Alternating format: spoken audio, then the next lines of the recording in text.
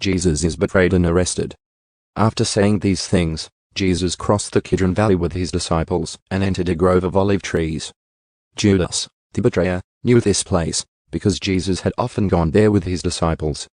The leading priests and Pharisees had given Judas a contingent of Roman soldiers and temple guards to accompany him. Now with blazing torches, lanterns, and weapons, they arrived at the olive grove. Jesus fully realized all that was going to happen to him, so he stepped forward to meet them. "Who are you looking for?" he asked. "Jesus the Nazarene," they replied.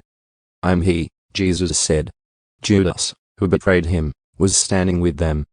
As Jesus said, "I'm he," they all drew back and fell to the ground. Once more he asked them, "Who are you looking for?"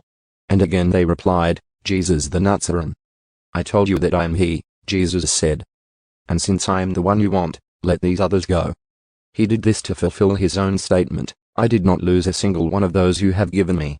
Then Simon Peter drew a sword and slashed off the right ear of Malchus, the high priest's slave. But Jesus said to Peter, "Put your sword back into its sheath.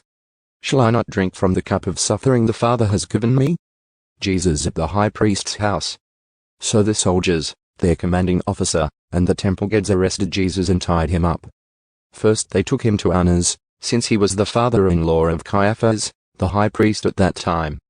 Caiaphas was the one who had told the other Jewish leaders, "It's better that one man should die for the people." Peter's first denial. Simon Peter followed Jesus, as did another of the disciples. That other disciple was acquainted with the high priest, so he was allowed to enter the high priest's courtyard with Jesus. Peter had to stay outside the gate. Then the disciple who knew the high priest spoke to the woman watching at the gate, and she let Peter in. The woman asked Peter, "You're not one of that man's disciples, are you?" "No," he said, "I'm not." Because it was cold, the household servants and the guards had made a charcoal fire. They stood around it, warming themselves, and Peter stood with them, warming himself. The high priest questions Jesus. Inside, the high priest began asking Jesus about his followers and what he had been teaching them. Jesus replied, "Everyone knows what I teach. I have preached regularly in the synagogues and the temple, where the people gather. I have not spoken in secret. Why are you asking me this question? Ask those who heard me. They know what I said." Then one of the temple guards standing nearby slapped Jesus across the face. "Is that the way to answer the high priest?" he demanded. Jesus replied, "If I said anything wrong, you must prove it.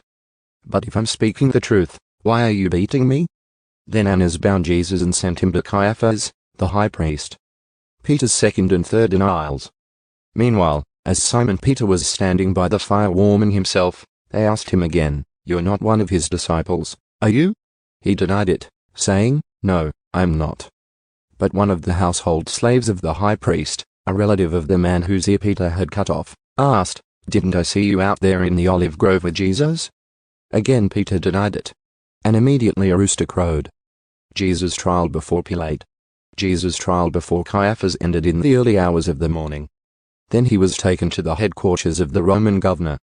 His accusers didn't go inside because it would defile them, and they wouldn't be allowed to celebrate the Passover. So Pilate, the governor, went out to them and asked, "What is your charge against this man?